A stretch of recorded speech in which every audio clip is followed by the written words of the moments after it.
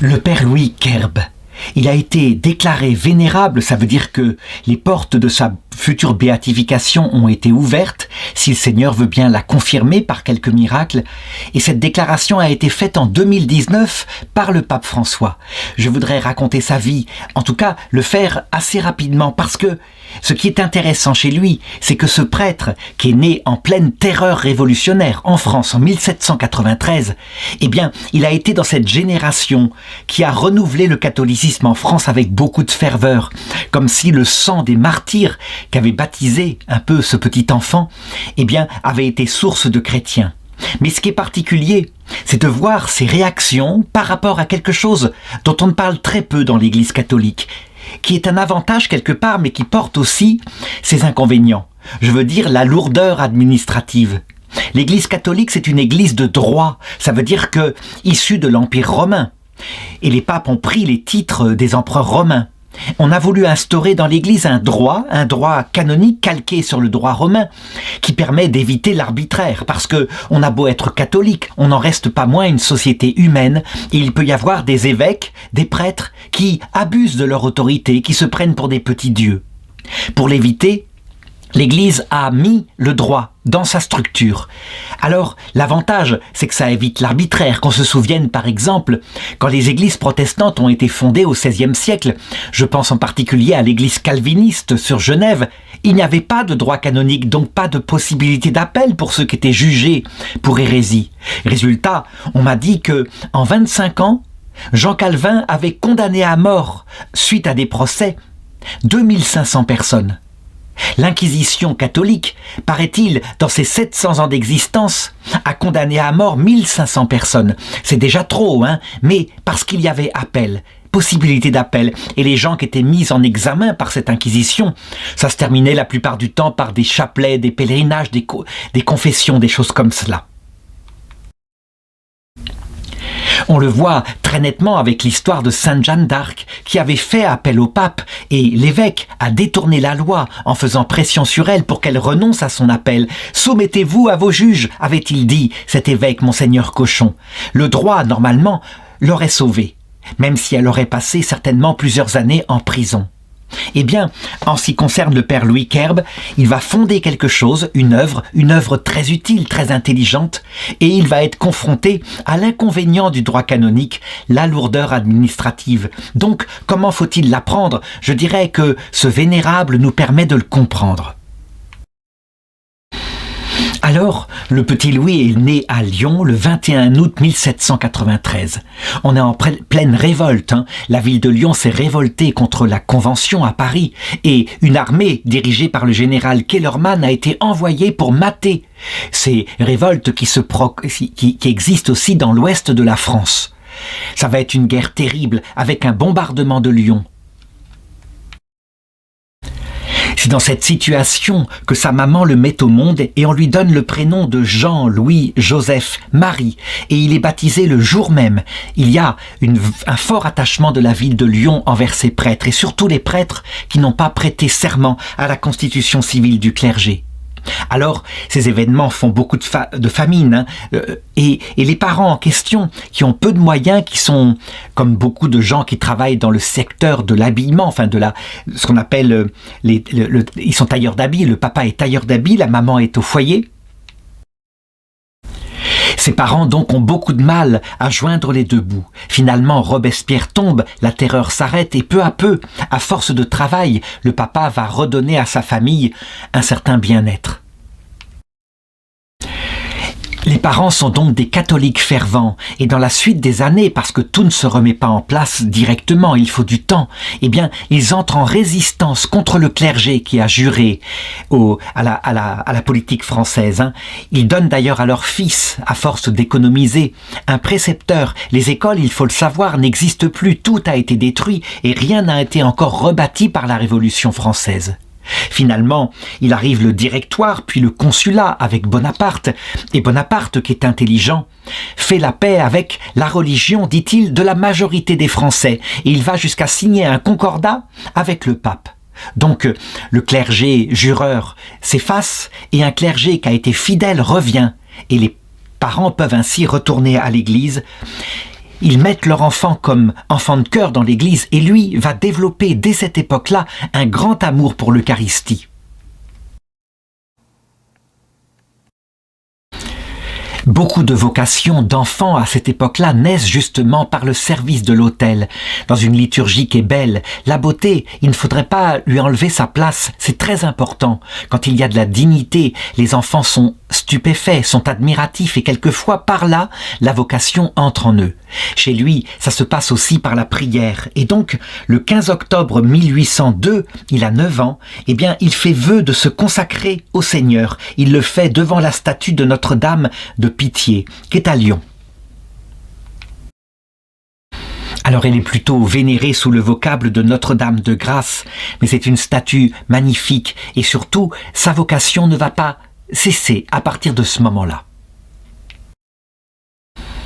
En 1804 et 1805, on sait que Napoléon doit être sacré empereur et voici que le pape Pie VII, vient à Paris pour le sacrer. L'empereur a désiré que la cérémonie de son sacre soit solennisée par la présence du pape. Eh bien, le petit Louis va se souvenir du passage du pape à Lyon où de grandes cérémonies sont organisées et il gardera, sans doute à cause de cela, une grande vénération pour le successeur de Pierre. On le met ensuite à l'école, il grandit ainsi et ses camarades se souviennent de lui comme étant un camarade formidable, toujours joyeux, toujours gai, toujours prêt à jouer avec eux. Ses professeurs comme ayant une intelligence vive, un grand intérêt pour les matières. Le curé de Saint-Nizier d'ailleurs, qui est attentif à ce petit garçon, qui est enfant de chœur à l'église, eh bien, il essaye de faire qu'il progresse, en particulier en latin, et il le confie à un maître privé, un maître laïque qui s'appelle monsieur Guy-Marie de Place, avec qui il va garder toute sa vie une forte amitié. Et c'est ainsi que tout simplement, en 1812, en pleine période napoléonienne, il a maintenant 19 ans, eh bien, il entre au séminaire Saint-Irénée de Lyon.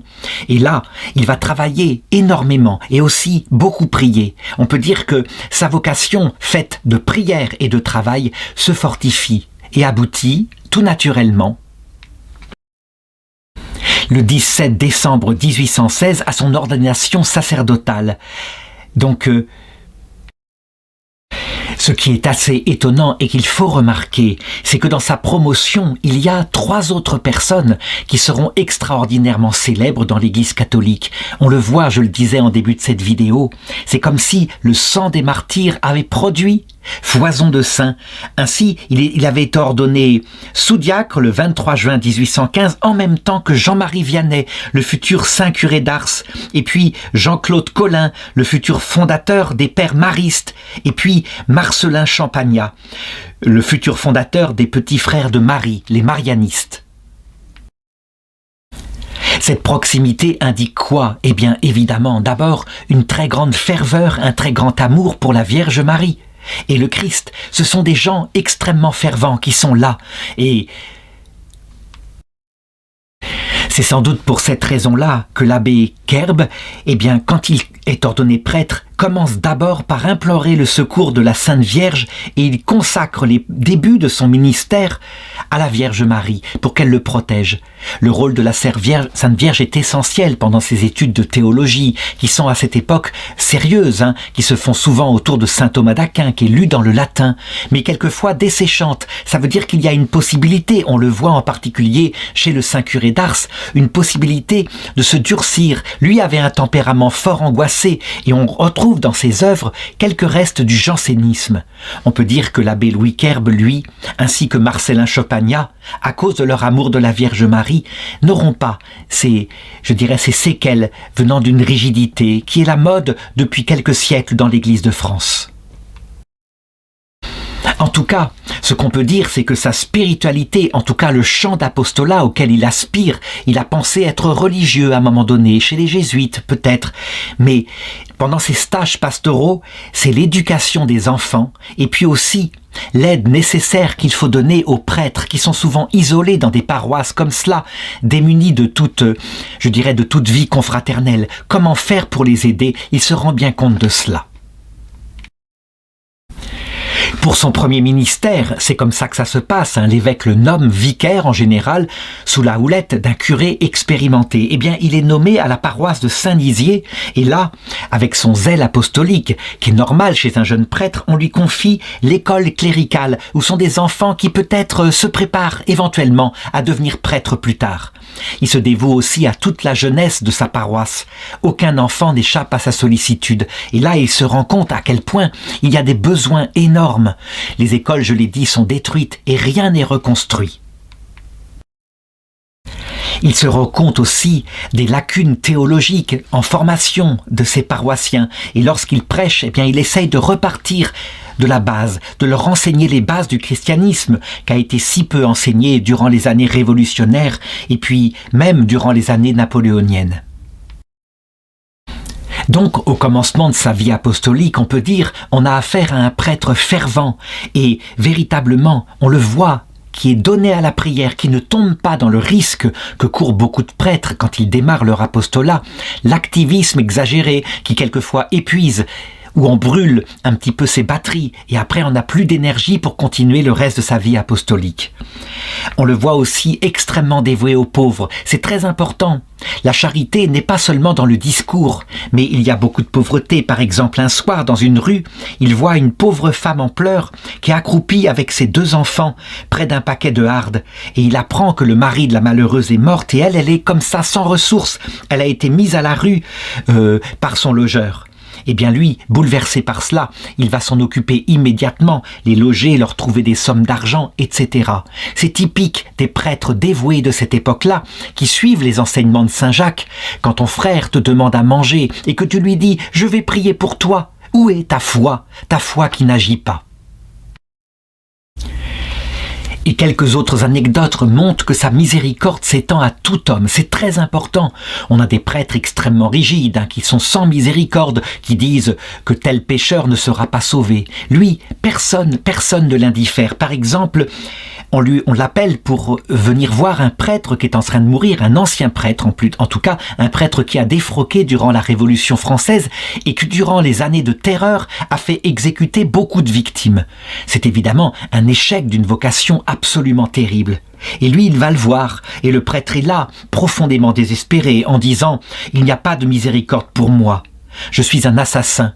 Je suis en plus un ancien prêtre. » Et lui, il va le retourner profondément en disant « Mais bien sûr qu'il y a miséricorde pour vous, comme si votre péché, s'il était aussi grand qu'une montagne, ne pourrait pas être aspiré par la miséricorde de Dieu. Il vous suffit de vous repentir et vous réparerez devant lui. » Et le prêtre ainsi, l'ancien prêtre, est accompagné dans la mort avec une grande consolation. On peut dire que là, il se fait image du Christ tel qu'il est, tel qu'il se fait notre avocat lorsqu'on arrive devant lui à l'heure de la mort. Cette bonté, cette miséricorde dont il fait preuve fait que l'évêque lui confie de participer à ce qu'on organise à l'époque. Ça veut dire des missions dans des paroisses pour réévangéliser le peuple, où on enseigne la base de la religion et où on parle de la miséricorde de Dieu. Eh bien, c'est absolument étonnant parce que ces sermons d'une grande qualité, d'une grande ferveur attirent une foule énorme et lui, il parle de la confession. On raconte des anecdotes qui se passent à cette période-là, des foules de gens qui veulent se confesser et les prêtres du secteur qui viennent pour aider, mais qui ne sont pas assez et ça dure parfois toute la nuit et on s'arrête pas, les gens font la queue. C'est un succès formidable, comme si la vie spirituelle renaissait de ses cendres.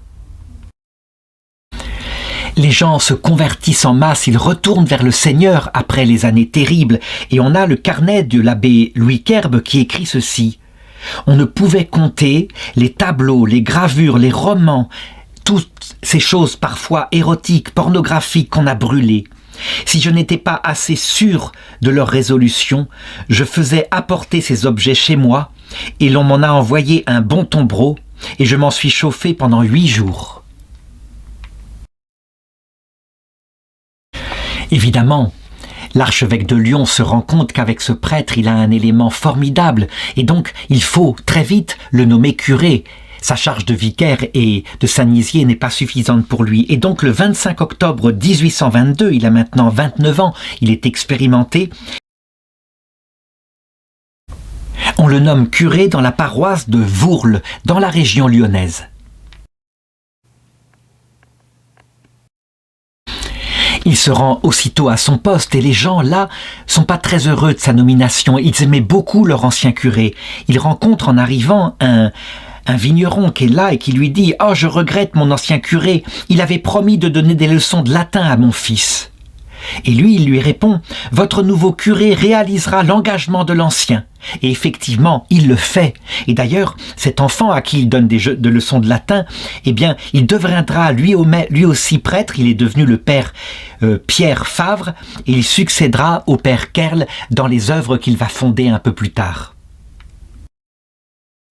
Alors pour bien comprendre cette paroisse où il arrive, il y a à peu près 1 millier d'habitants, mais très peu pratique. La pratique religieuse s'est effondrée avec la Révolution française. D'ailleurs, l'église paroissiale a été saccagée par les révolutionnaires qui ont abattu les statues, détruit les porches, il n'y a plus de portes, et elle est restée comme ça en état. Il y aura donc un travail de reconstruction de l'église comme bâtiment elle-même. Mais le père Kerbe se rend compte que ce qui compte d'abord, c'est l'église spirituelle, ça veut dire les gens, les personnes. Et donc il le voit, qui passe de maison en maison, qui va voir les gens, qui crée des amitiés avec eux. Et peu à peu, par amitié simplement, eh bien ils en reviennent à la messe du dimanche. On peut dire que très vite il va les séduire parce qu'il est droit, il est cordial, il est avenant, il n'est pas compliqué, il est simple, il discute avec eux de leurs soucis. Évidemment, c'est une dure partie, ce n'est pas gagné. Les hommes, très souvent, refusent de suivre leurs femmes qui, elles, se laissent séduire par le Christ et reviennent à la pratique religieuse. Pour les hommes, il y a le respect humain, c'est ridicule, tu vas pas suivre ce petit curé, etc. C'est comme ça que ça se passe. Les enfants sont sans instruction. Alors qu'est-ce qu'il fait ? Eh bien, ce que font les prêtres de cette époque-là, formés à bonne école. Première chose, tout confier à la Sainte Vierge. C'est elle qui donnera, par son intercession auprès de son fils, la fécondité à son travail apostolique. Et ensuite, eh bien, quand arrive l'Avent, il invite les femmes à rentrer dans la confrérie du Rosaire, et beaucoup y rentrent, et ainsi ça fait boule de neige, on peut dire que d'autres suivent. Ce qui est étonnant, c'est de voir à quel point il pratique les mêmes moyens apostoliques, avec évidemment une personnalité totalement différente que celle du saint curé d'Ars dans une paroisse pas loin d'ici. Par exemple, il va subir les mêmes avanies. Le curé d'Ars a été très critiqué. Il avait fait fermer des lieux de plaisir, des bars du village. Et donc il y avait des gens qui vraiment envoyaient des lettres anonymes en mettant en doute sa vertu. Il était très maigre et donc il disait il maigrit en étant avec des femmes la nuit. Eh bien lui va subir à peu près les mêmes choses. Il trouve dans son jardin des lettres anonymes qui sont glissées sous la porte ou jetées par-dessus la rambarde. Ce sont des injures, des menaces. Il ne sait pas du tout d'où ça vient. Et il va aborder les choses tout à fait différemment. Le curé d'Ars, lui, eh bien, il avait prié, et puis à un moment donné, comme il y avait des cailloux qui tombaient sur sa maison, il avait fait venir quelqu'un du village pour garder avec lui sa maison. Quant à lui, eh bien, il le fait carrément. Pendant un sermon à la messe, il dit « J'ai reçu cette lettre-là, je ne sais pas d'où elle vient, elle n'est pas signée, mais je vais vous la lire et on va y répondre. » Et il la lit. Et elle est pleine de médisance. Il rectifie ce qui est médisance. Il le fait avec beaucoup d'humour, avec un ton, évidemment, parce que c'est parole contre parole quelque part, mais un ton tellement enjoué que les médisances s'arrêtent, les lettres anonymes disparaissent. Il ne subira plus jamais cela. On peut donc dire que très vite, par exemple en 1823, il a maintenant 30 ans, la physionomie de sa paroisse a changé. Et c'est là que, évidemment, il veut approfondir le travail. Il ne suffit pas de semer, il faut cultiver. Et donc il se demande comment il fera, en particulier, par rapport aux enfants, qui viennent souvent au catéchisme de persévérance le dimanche après-midi. Mais il s'en rend compte, ils ne savent pas lire, ils ne savent pas écrire. C'est un grand inconvénient quand il veut approfondir avec eux la foi à partir de textes. Comment faire ? Eh bien, il faut être pratique, il faut se servir de ce que la Providence lui met sur le chemin. Et donc, voici que le neveu du maire de Vourles, qui s'appelle Pierre Magot, qui a fait un stage pour devenir frère des écoles chrétiennes, donc des frères consacrés à l'enseignement, des frères qui ne sont jamais ordonnés prêtres, a échoué dans sa vocation, eh bien il va le voir et il lui propose de reprendre l'école, de la fonder. Et c'est ainsi qu'est fondée la première école paroissiale post-révolutionnaire. On peut dire que partout en France, des prêtres feront ça. Et c'est ainsi que peu à peu, les choses se remettent en place. On n'imagine pas le dévouement de ces milliers de prêtres qui ont fait ça partout, sans compter les religieuses, des ordres enseignants qui se créent à peu près partout à cette époque-là.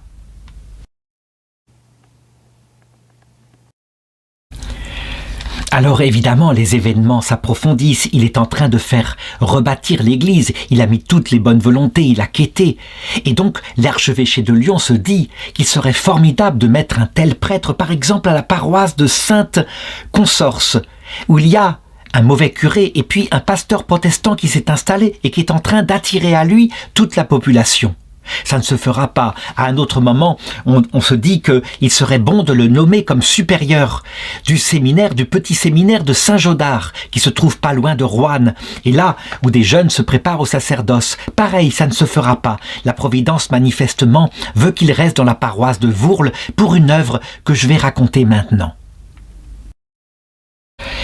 Il se rend compte, et il prie énormément en réfléchissant à cela, en même temps qu'il construit son église. Il se rend compte que la tâche est immense.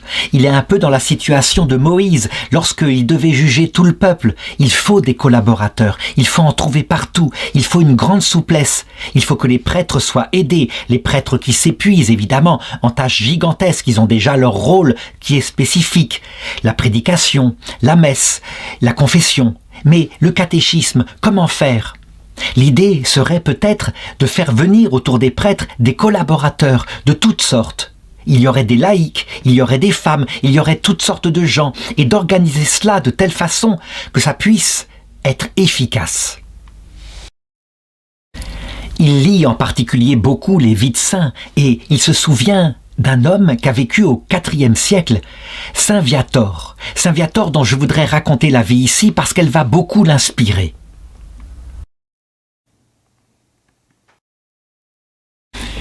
Nous sommes donc en 350 après Jésus-Christ dans l'église de Lyon, en France. C'est une église qui a été touchée quelques siècles auparavant par de dures persécutions, de par l'Empire romain. Mais en 350, l'Empire romain n'est pas encore devenu pleinement chrétien. Mais l'empereur Constantin a émis quelques décennies plus tôt un édit de tolérance. Et la foi du coup se répand un peu partout. Nous ne sommes plus du coup à la période où on peut donner sa vie dans un absolu immédiat, et en particulier l'Empire romain habituellement décapitait l'Église en éliminant les évêques, les prêtres, les diacres. Maintenant, le travail des évêques, c'est l'annonce de l'Évangile, c'est que les gens connaissent leur foi, et c'est donc une fonction d'enseignement. L'évêque de Lyon s'appelle Saint Just. C'est un homme extraordinaire, absolument donné à Dieu, qui a une soif d'absolu. Il a connu la période des persécutions. Et lui, il est devenu évêque dans une période beaucoup plus paisible. Et ce jour-là, vers 350 donc, voici qu'il procède à une cérémonie assez étonnante. Il va instituer un jeune homme comme lecteur. Et pour ceci, ce jeune homme s'avance dans une robe blanche, une aube, et on lui remet un livre de l'Évangile en prononçant une parole que Saint Just a inventée. Reçois ce livre et sois lecteur de la parole de Dieu. Si tu remplis fidèlement ta mission, tu participeras à la récompense des apôtres du Seigneur. C'est ce qu'on appelle un ministère institué. C'est très différent des ministères ordonnés qui impriment dans l'intelligence de celui qui le reçoit un caractère définitif. Le ministère institué, c'est en fait une fonction que solennellement un évêque ou un prêtre confère à une personne de son choix. On n'est pas donc là face à un sacrement, mais plutôt face à un sacramental. On remet le symbole de la fonction, ici en l'occurrence le livre, et la personne qui s'appelle Saint Viator. Dans la liturgie de l'Église de Rome, les évêques ont institué d'autres ministères analogues, d'autres ministères institués comme cela. Il y a par exemple le portier, chargé de trier ceux qui rentrent dans l'église et d'empêcher ceux qui viennent faire du scandale de pénétrer plus loin. Il y a aussi l'exorciste qui va exercer un ministère avec le petit exorcisme pour ceux qui sont atteints de maladie, une fonction de prière.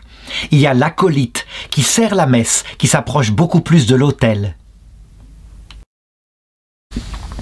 Le pape François, en 2019, a décidé de redonner une valeur à ce ministère de lecteur, en lui donnant d'ailleurs une fonction beaucoup plus importante. Le ministère institué de catéchiste. C'est une fonction essentielle dans les terres de mission et en particulier en Argentine où le pape a été archevêque. Les catéchistes sont là auprès des prêtres, auprès des diacres et leur rôle est important. C'est eux qui donnent le catéchisme. Ils ne se contentent pas de lire à la messe, ils enseignent aussi. C'est une fonction dérivée évidemment de la fonction solennelle de l'évêque qui lui possède la totalité du sacerdoce. En tout cas, pour cette église de Lyon, le jeune Viator, il va prendre à bras le corps ce ministère et le faire de tout son cœur. Non seulement il lit pendant la messe les lectures que l'évêque ensuite commente, mais il est chargé de donner le catéchisme aux enfants et il a aussi une fonction de secrétaire. C'est lui qui a la charge de transcrire les actes publics et privés de l'église de Lyon. Et on lui confie cette grande mission au-dessus de tout, l'évangélisation. La vie de Saint Viator aurait pu se terminer ainsi, humblement au service de son évêque, si un événement n'était intervenu. Voici que, à un moment donné, soudain, un fou, une sorte d'homme possédé par une grande colère, se met à attaquer des gens avec un couteau dans les rues de Lyon. Il poignarde certaines personnes, il en blesse certaines, il en tue d'autres. Et ensuite, poursuivi par la foule effrayée, il se précipite vers la cathédrale et il se réfugie dedans. À cette époque-là, dans l'Empire romain, les cathédrales ont gardé un statut, un peu comme les sanctuaires des dieux de jadis, un statut de lieu privilégié où on peut se réfugier. Et donc la foule est là, une foule qui n'est pas entièrement chrétienne, beaucoup sont païens, qui est furieuse et qui voudrait attraper ce criminel et le lyncher. Elle n'ose cependant pas rentrer dans l'église, dans la cathédrale, à cause de ce sens du sacré qui est resté présent dans le peuple romain. Averti, l'évêque Saint-Just apparut et se manifesta au pied de l'église, et là il commença à parlementer à la foule, et il parla et il dit « Moi je vous le livrerai, bien sûr, mais à une seule condition, je veux qu'il ne lui soit fait aucun mal, je refuse qu'il soit lynché comme cela. Allez le livrer aux magistrats, et les magistrats jugeront de ce qu'il doit devenir de lui. » Et la foule qui était là promet bien sûr, et l'évêque donc fait sortir le criminel. Mais la foule, brutalement, entraînée sans doute par quelques meneurs, qui peut-être étaient dans une grande colère, oublie vite sa promesse, elle se jette sur l'homme et elle le lynche ainsi. L'évêque Saint-Just ne se le pardonnera jamais. Il se dit « Ah, si j'avais pu comprendre ce que c'est que ce mécanisme des foules, ah, si je n'avais pas livré cet homme ainsi, qui fut écrasé par une foule aveugle et non pas par la justice des hommes. » Il n'était bien sûr pas coupable, on avait trahi sa parole, n'empêche que il renonça à sa charge d'évêque, et c'était finalement une bonne chose, parce que peut-être, chez certains, son autorité était-elle atteinte. Et donc il décida de se retirer définitivement vers un lieu de sainteté, un lieu où les gens assoiffés d'absolu comme il l'était, pouvaient encore se consacrer entièrement à Dieu. Le désert égyptien, où il y avait des ermites, où il y avait aussi des moines qui vivaient dans une vie commune, la vie cénobitique, autour d'un grand saint, appelé Saint Pacôme. C'étaient des monastères gigantesques, mais là, on pouvait y vivre vraiment de la vie de sainteté auquel il aspirait. Il allait embarquer à Marseille quand il fut rejoint par un jeune homme qui voulut s'adjoindre à lui. C'était Saint Viator, c'était son lecteur qui était là et qui n'avait pas voulu rester comme ça à Lyon. Il voulait le suivre dans sa vie d'absolu. Alors il accepta de le prendre avec lui. Ils traversèrent la Méditerranée et arrivèrent en Égypte. Ils remontèrent ensuite le Nil, et là, ils trouvèrent un monastère. Ils se firent chacun dans une petite cellule ermite, et ils décidèrent de vivre leur vie maintenant, tournés entièrement vers Dieu. Pendant ce temps, dans la ville de Lyon, on avait eu des aventures, un nouvel évêque avait été nommé, qui n'avait pas fait la mesure, et donc les gens étaient là qui regrettaient amèrement que leur évêque soit ainsi parti. Ils voulaient le retrouver, le remettre à son poste. On envoya des délégations, on finit par apprendre où était Saint-Just, où il était avec son lecteur, Saint Viator. Et donc on arriva dans le désert, des délégués de Lyon arrivèrent dans le désert d'Égypte, et là ils supplièrent leur évêque de revenir prendre possession de son poste. Mais ni l'un ni l'autre ne voulut, ils voulaient rester dans leur chère solitude et se consacrer maintenant entièrement à la prière. 30 ans passèrent ainsi, et, chargé de jour, arriva le moment où Saint-Just pensa qu'il allait rejoindre maintenant son Seigneur. Et il était entouré de Saint Viator qui l'assista dans ces derniers moments. Et Saint-Just lui prophétisa que dans peu de jours, il viendrait le rejoindre, ce qui fut le cas. 7 jours plus tard, il mourut à son tour et vit le Christ lui apparaître dans sa gloire.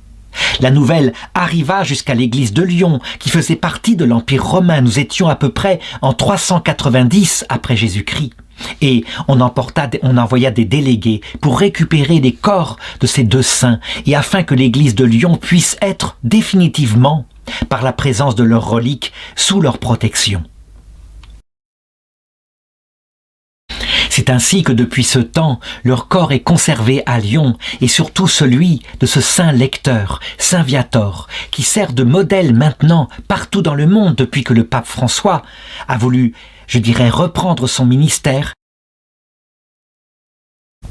qui sert de modèle aux catéchistes dans toute l'Église catholique. On peut le dire, la prière doit être première, et un esprit de service profond où on ne se met pas en avant. On est là, on fait des tâches humbles et ce sont des tâches fondamentales comme je viens de le montrer. Alors on obtient au terme, si on a suivi ces services-là, la vie éternelle.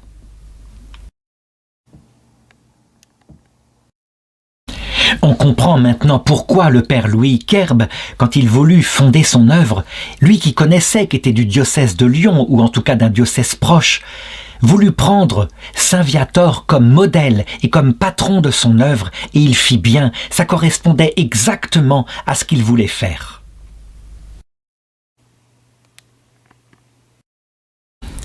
Donc, l'abbé Querbe, en s'appuyant sur cet exemple ancien, va voir l'archevêque de Lyon, Monseigneur de Pins, et il lui dit ceci: « J'aimerais fonder une sorte d'association très souple canoniquement, une association où il y aurait des frères qui seraient liés par des vœux privés, mais pas seulement, il y aurait aussi des confrères qui seraient des laïcs, qui auraient simplement un vœu d'obéissance parce que il faut être organisé. Et puis il y aurait aussi des affiliés, c'est-à-dire des gens mariés qui pourraient servir comme cela. Et toute cette association servirait en particulier d'assistance aux prêtres pour être instituteurs, pour donner le catéchisme, un peu comme l'avait fait Saint Viator auprès de son évêque de Lyon, l'évêque Saint-Just. Et donc, c'est à partir de ce projet que je voudrais raconter la bataille, on peut le dire, la bataille obstinée, mais calme, paisible, patiente, dans une grande confiance à la Sainte Vierge, que l'abbé Querbe va devoir mener face à toutes les résistances. Et la première résistance vient justement de Monseigneur de Pins, archevêque de Lyon, qui est là, qui se gratte la tête, qui dit « c'est compliqué, ça va être encore une association, on a des difficultés avec le gouvernement, il faut maintenant, depuis le Concordat, que les associations soient reconnues, ça va être tout un pataquès. Pourquoi est-ce que on ne ferait pas quelque chose qui existe déjà? Ça serait beaucoup plus simple. Par exemple, je vais vous nommer pour diriger le petit séminaire de l'Argentière, où vous pourrez former les futurs maîtres, et ça sera très bien. Vous pourrez vous adjoindre à l'abbé Vincent Coindre, qui a fondé une espèce d'institut, l'Institut des Frères du Sacré-Cœur, en 1821. Ça fera pas doublon. Mais le père Querbe se rend compte, ou plutôt suggère à son évêque que ça doit se faire dans la paroisse de Vourles. C'est sa paroisse, les gens comptent sur lui. Et donc, il lui demande humblement la permission, parce qu'il a déjà 3 jeunes qui sont intéressés, d'essayer comme ça dans sa paroisse, avec 3 jeunes, sans demander aucune reconnaissance. Et l'évêque, il le laisse faire. Donc, on le voit, le père Louis Querbe a su contourner son autorité, qui était administrative quelque part, en faisant quelque chose qui est une sorte d'association de fait. Il n'y a pas de reconnaissance selon la loi française. C'est très souple, c'est familial, mais n'empêche qu'il travaille, il écrit déjà des statuts avec cette grande souplesse. Il peaufine son projet. Alors attention, ce n'est pas si facile. il y a le problème de l'État, puisqu'il a su comme ça contourner un petit peu l'autorité de l'évêque. L'État, une association, même de fait, qui enseigne, il faut l'autorisation du ministère de l'enseignement à Paris. Et donc il faut faire des démarches assez compliquées. Il faut se rendre compte que c'est extrêmement épuisant parce que dans ce fameux ministère en question des affaires ecclésiastiques, il y a beaucoup de gens qui sont francs-maçons, qui se méfient énormément de l'Église, même si on est en pleine période de restauration avec le roi Louis XVIII. Donc, je peux pas raconter les tracasseries administratives, la souplesse, l'intervention qu'il va devoir utiliser avec des amis. Tous les moyens sont utiles. L'essentiel, c'est que sur place, par contre, le travail se fait et les 3 jeunes qui sont avec lui enseignent déjà aux enfants. Il n'attend pas pour cela. C'est important à noter, il faut savoir que normalement les autorisations administratives, soit ecclésiastiques, soit civiles, sont au service, mais que quelquefois il faut entreprendre les œuvres sur place. Ce qui compte, c'est les œuvres sur place. Le statut n'est là normalement que pour protéger, rien d'autre. Il va lui falloir plusieurs années, ce n'est que le 8 août 1829, il a maintenant 36 ans, que finalement une espèce d'autorisation venant de l'État va lui parvenir. Eh bien, à peine est-il ainsi sur ce point rassuré que c'est du côté des autorités ecclésiastiques de Lyon que tout va tourner mal. Monseigneur de Pin, qui jusqu'ici avait été très tolérant, tout d'un coup, il estime qu'il a agi trop vite, qu'il a agi en précipitation, qu'il a instauré l'enseignement avant même d'avoir l'autorisation et qu'il faudrait maintenant simplifier. Il faudrait cesser de faire des doublons. D'autres curés ont entrepris ces œuvres-là. Et puis, qu'est-ce que c'est que ces espèces de constitutions qu'il a rédigées? Elles sont discutables, il faudrait en discuter. Enfin bref, il interdit à son œuvre de se développer. Mais fort heureusement, il laisse tout de même ce qui a été entrepris dans la paroisse de Vourles continuer. Alors que faire, Parce que là, on peut le dire, à cause de ce nouveau, ce caprice quelque part de l'évêque, tout pourrait être perdu. Que va faire le père Kerbe? Il va simplement, paisiblement, dans la prière, avec beaucoup de respect, écrire une lettre à Monseigneur de Pin en lui expliquant de manière modérée ce qu'il veut faire, ses ambitions, le but de cela. Et je dirais sans le presser du tout, sans le pressurer, donc avec beaucoup d'habileté et d'intelligence. On imagine le souci qui est dans son cœur, évidemment, d'autant plus qu'à cette période-là, le 26 décembre 1829, il a la grande douleur de voir mourir son père. Et puis il se remet à la Sainte Vierge, véritablement, il lui confie cela, en espérant qu'elle elle saura elle-même adoucir le cœur de son évêque. Je pense que son attitude est véritablement un modèle. Il ne sert à rien de s'énerver, je dirais de se révolter. Il vit dans l'obéissance et donc il le sait. Il faut toujours garder en tête que l'œuvre appartient à Dieu et que Dieu peut, comme il le veut, quand il le veut, faire cesser les obstacles. Que les anges souvent permettent ce genre d'obstacles, mais pour un temps, ne serait-ce que pour former notre patience. C'est très important, sinon il y aurait de quoi, je dirais presque abandonner, je dirais rester dans son petit coin, ne pas faire plus que cela. Donc, quand l'autorisation du ministère arrive, exactement l'autorisation officielle le 25 février 1830, rien ne peut se faire tant que Monseigneur de Pin lui-même n'a pas donné son autorisation. Il y a une double autorité. Et puis, grand malheur, voici que le préfet du Rhône, qui apprend qu'il y a eu cette autorisation du ministère à Paris, se vexe parce qu'il n'a pas été informé et donc lui-même se met à bloquer la fondation de cette espèce de congrégation, dont il a déjà donné le nom d'ailleurs. Ils s'appelleront, pense-t-il, les clercs de Saint Viateur. Saint Viateur sera leur patron. Saint Viateur, ce lecteur dont je racontais l'histoire tout à l'heure.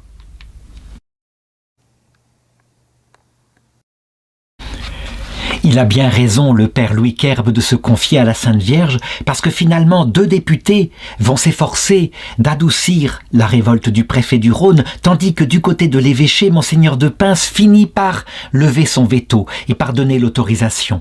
on peut dire que les choses se sont finalement aplanies. Et donc immédiatement, sans attendre, le 20 juin 1830, il informe les prêtres du diocèse de la fondation dans sa paroisse d'une école normale, c'est-à-dire une école qui préparera ses instituteurs, qui seront au service des prêtres dans toutes les paroisses, qui soulageront les prêtres de leur rôle actuel, trop lourd d'éducation et d'enseignement chez les enfants. On peut dire, pour résumer la vie là du père Louis Querbe, que c'est un souci sans cesse, un souci administratif qui arrête ce qu'il veut faire avec tout son cœur, qui est une excellente idée, bien sûr. Des soucis de tous les côtés. Par exemple, à un moment donné, voici qu'un jeune instituteur qui s'appelle Pierre Lieuteau, entend parler de cette fondation et est enthousiasmé, décide de rejoindre l'abbé Querbe et peut-être de collaborer avec lui. Et lui le reçoit en disant « Je suis le curé de Vourles et vous êtes Pierre Lieuteau, que Dieu le bon Dieu m'envoie. J'ignore si le bon Dieu m'envoie, répond l'arrivant, mais vous savez mon nom et je viens à vous. » Alors il l'accueille ainsi. Et effectivement, lui s'attendait à quelque chose de déjà fondé, une école normale déjà structurée. Quand il arrive dans le village de Vourles, il se retrouve tout seul. Il n'y a rien n'est encore fondé. Il va vite se décourager.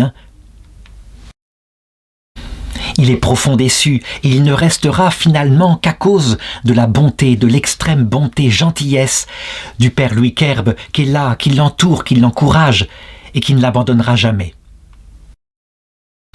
Et voici qu'un autre souci lui tombe dessus au cours de l'année 1830. C'est l'évêque, Monseigneur de Pin, qui voudrait désigner l'abbé Louis Querbe dans une autre paroisse.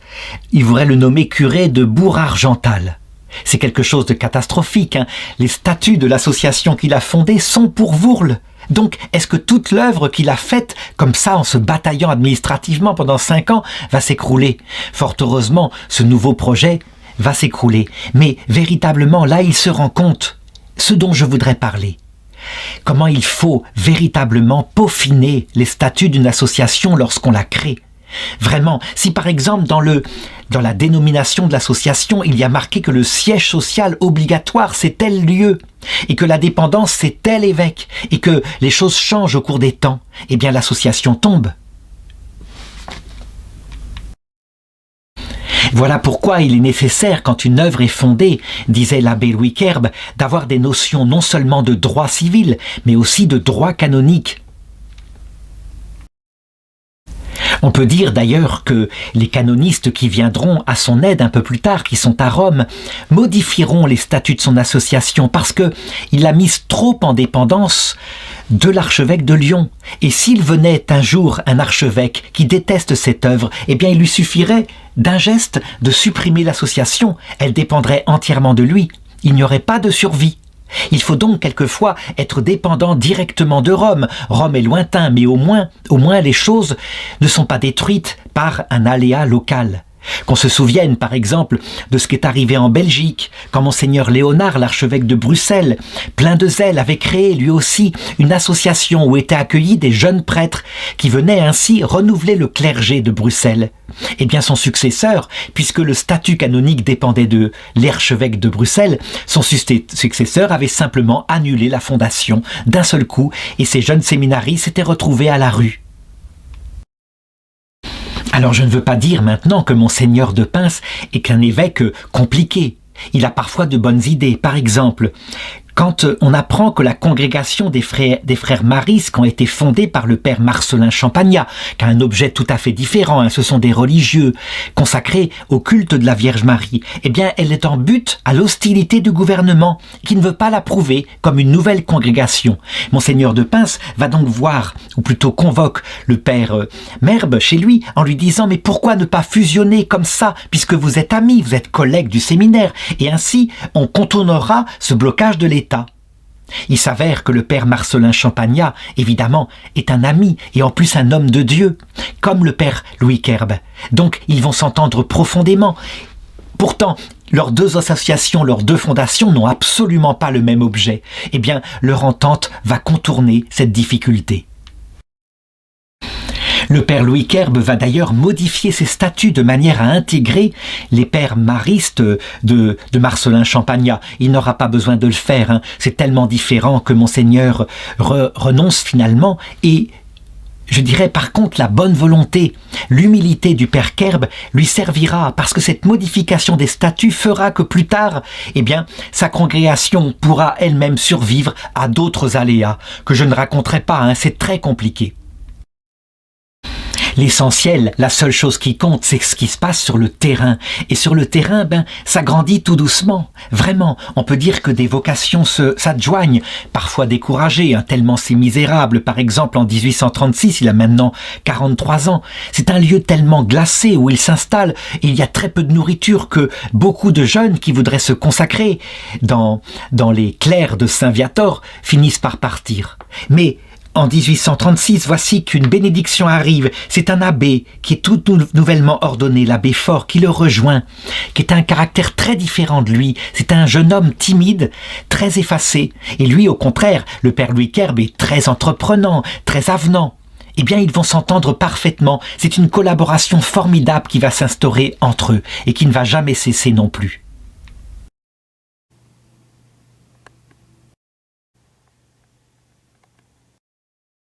Alors je sais que certains diront, mais pourquoi raconter ainsi de tels problèmes administratifs? Eh bien, je crois que la béatification future du père Louis Kerb, elle passe par là. Là, il a affronté non pas des Romains qui voulaient le tuer, il a affronté simplement ce qu'on pourrait appeler un magma administratif. Et ceci, nous devons bien le noter. Le pape François l'avait indiqué d'ailleurs. Il avait dit, oui, le droit canonique protège l'Église, mais en même temps, il ne faut pas oublier le but du droit canonique, qu'est le bien des âmes. Et donc parfois, un prêtre de terrain doit être capable de contourner.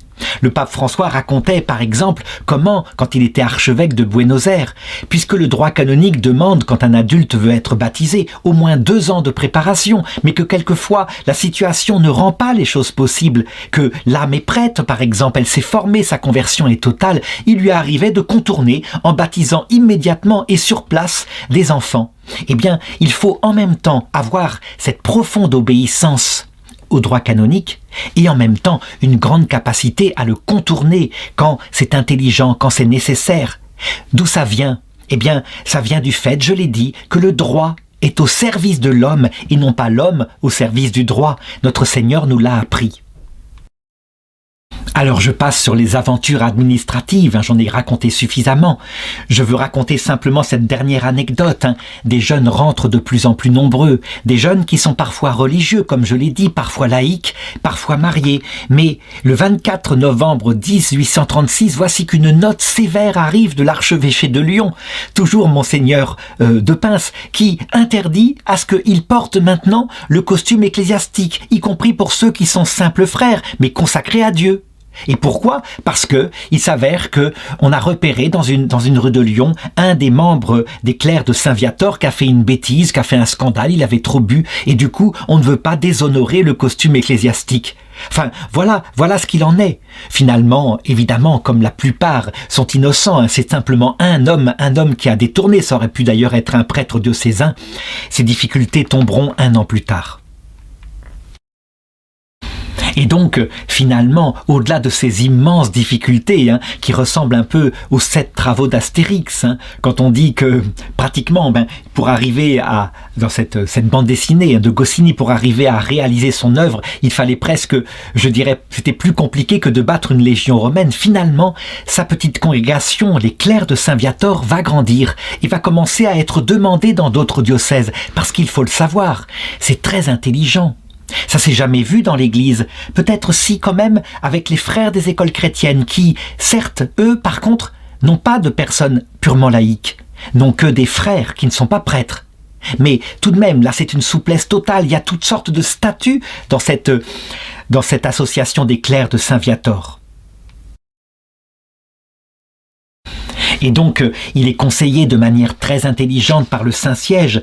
En particulier, il est reçu par le pape Grégoire XVI le 20 juin pour une reconnaissance romaine. Et là, d'excellents canonistes vont lui conseiller de briser le lien avec, avec le diocèse de Lyon de manière justement à ne plus subir ces aléas. C'est ainsi que cette association deviendra canoniquement dépendante du Saint-Siège, ce qui est une grande liberté, ce qui est essentiel. Bénis soient les canonistes du Vatican. Finalement, en fin de compte, toutes ces difficultés s'aplaniront, la reconnaissance officielle viendra du Vatican et même la reconnaissance des nouveaux statuts que le Vatican avait fait réformer par l'archevêque de Lyon, qu'aurait pu encore s'y opposer en disant « mais quoi, ça se fait indépendamment de mon autorité ». C'était un autre souci et finalement, le bien de l'Église va passer en premier dans le cœur de l'archevêque. Alors maintenant on peut dire ça y est, les ailes de la colombe sont déployées et donc on peut maintenant fonder un noviciat. Il faut un père maître des novices et il choisira ce saint prêtre, le frère Lieubeau, comme maître des novices. Il est doux, il est humble, il est modeste, il est miséricordieux, il sera excellent. Je voudrais raconter un détail qui a son importance. Au début, la plupart des clercs des Saint-Viateur sont des simples frères, comme les frères des écoles chrétiennes. Et puis, il se rend compte que des prêtres qui leur célèbrent la messe, qui avaient été envoyés par l'archevêché de Lyon, très souvent ne sont pas restés. Ils voulaient un apostolat plus classique, curé de paroisse, etc. Et donc, il se rend compte qu'il faut assouplir encore quelque part les statuts et que certains des frères soient ordonnés prêtres de manière à ce qu'ils puissent être quelque part ceux qui dirigent l'association et aussi ceux qui donnent aux frères les sacrements. Donc on le voit, souplesse de tous les côtés, légèreté du droit, capacité à évoluer selon les circonstances. C'est ça que nous apprend le père Louis Querbe en premier lieu. À partir de là et à partir de cette souplesse, eh bien, les clercs des Saint-Viateur vont, je dirais, être appelés dans le monde entier et commencer à émigrer en dehors de France. Je pense en particulier à la Nouvelle-Orléans et puis au Canada où ils vont être appelés par des évêques et se développer de manière grandiose. En novembre 1844, pour bien montrer la croissance de son institut, il a maintenant 53 ans et il compte 117 religieux qui sont répartis dans 40 établissements, et il y a à Vourles, dans sa petite paroisse, 20 novices qui sont en préparation. Et le père Louis Querle garde son extrême souplesse toute sa vie. Un exemple encore que je voudrais raconter. Il y a eu une communauté qui a été fondée dans un diocèse, les frères de Saint-Odilon. Et ces frères-là n'ont pas réussi à obtenir de l'État français une reconnaissance comme congrégation. Ce qui fait qu'ils ne peuvent pas enseigner, ils ne peuvent pas subsister, c'est pourtant aussi leur vocation. Eh bien, quand l'évêque de Saint-Flour, monseigneur de Marguerre, entend parler des clercs de Saint-Viator, il leur demande s'ils ne pourraient pas, par exemple, fusionner de telle façon que comme ça on contournerait la loi de l'État. Et qu'est-ce que fait le père Louis Querbe? Eh bien, aussitôt il accepte sans problème. Et non seulement il accepte, mais il modifie quelque part les statuts de manière à ce que la spiritualité des frères de Saint-Odilon, qui ont été fondés par un autre prêtre, puisse demeurer. Et c'est ainsi qu'apparaît une autre province ecclésiastique. Il accepte en particulier qu'ils puissent, parce que ces religieux-là de Saint-Odilon le veulent, rester dans leurs diocèses respectifs, qu'il n'y ait pas de nomination n'importe où au Canada. Et c'est ainsi qu'est créée une nouvelle forme de vie, ou plutôt une nouvelle branche des clercs de Saint-Viator. Cette même souplesse, cette même attention aux personnes qu'a le père Louis Querbe, eh bien fait que l'obéissance, certes, est un vœu qui est prononcé par les religieux, mais c'est une obéissance qui n'est pas du tout arbitraire. Ça veut dire que quand on veut, par exemple, les faire aller au Canada, eh bien, leur consentement éclairé leur est demandé. Ils ne sont pas nommés comme ça par décision venant d'au-dessus. Ils n'ont rien à voir avec cette obéissance qu'on voit dans d'autres ordres et qui est beaucoup plus liée à une vie mystique, donc quelquefois beaucoup plus verticale. Pour le père Louis Querbe, eh bien, tous les clercs de son ordre sont des adultes, sont des collaborateurs, sont des amis, un peu comme Jésus avait autour de lui ses apôtres. Il me reste à raconter maintenant la fin de la vie de ce prêtre si intelligent, si souple, si doux, le père Louis Querbe. Il a 66 ans et il sent que la fin de sa vie approche. Il faut dire qu'à cette époque-là, on n'est pas à 66 ans comme à notre âge, comme maintenant, jeune. On a une alimentation très différente et souvent, La moyenne de survie, c'est 60 ans. Eh bien, son corps commence à s'affaiblir, effectivement. Et donc, à partir de janvier 1859, la santé du père Louis Kerbe est de plus en plus minée par la maladie. Et elle fléchit au point que sa vie est menacée. En mai, il y a une amélioration notable qui se manifeste et cependant, il ne peut même pas reprendre le service paroissial. Sa paroisse, je dois le dire, est transfigurée, c'est une paroisse fervente, extrêmement vivante. Les fidèles se réjouissent de le revoir, mais constatent avec peine son état d'épuisement. Il donne un dernier sermon, et il évoque le moment où il s'est cru sur le point de mourir, et la nécessité de ce qui est pour lui fondamental, la miséricorde divine. Alors l'accalmie envers sa santé est de peu de durée, et très lucide, il offre ses souffrances et prie avec ferveur pour se préparer à la mort. Et finalement, le jour de la Saint-Louis, ses fils, ses paroissiens et ses amis le fêtent et il assiste au repas de la communauté dans le jardin.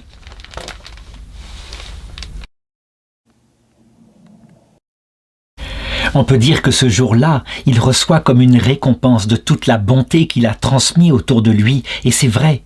C'est un peu le jour de son testament spirituel sur terre. Finalement, c'est le 29 août qu'il sent que sa fin est proche et il demande et reçoit les derniers sacrements. Alors il bénit les religieux qui sont agenouillés auprès de son lit et il leur dit « Mes enfants, soyez soumis à vos supérieurs et restez unis comme des frères. » Et enfin, le 1er septembre 1859, tout doucement, paisiblement, il part vers l'autre monde. Je pense que si on devait attribuer un patronage au vénérable Louis Kerle, ce serait celui-ci, qu'il soit le patron de ceux qui sont canonistes, que ceux qui sont canonistes mettent la loi de l'Église au service du peuple de Dieu, que les évêques eux-mêmes ne s'en servent pas pour nuire ou pour mettre leur préséance en avant, mais qu'ils soient toujours des serviteurs s'appuyant sur cette loi qui est au service du royaume de Dieu.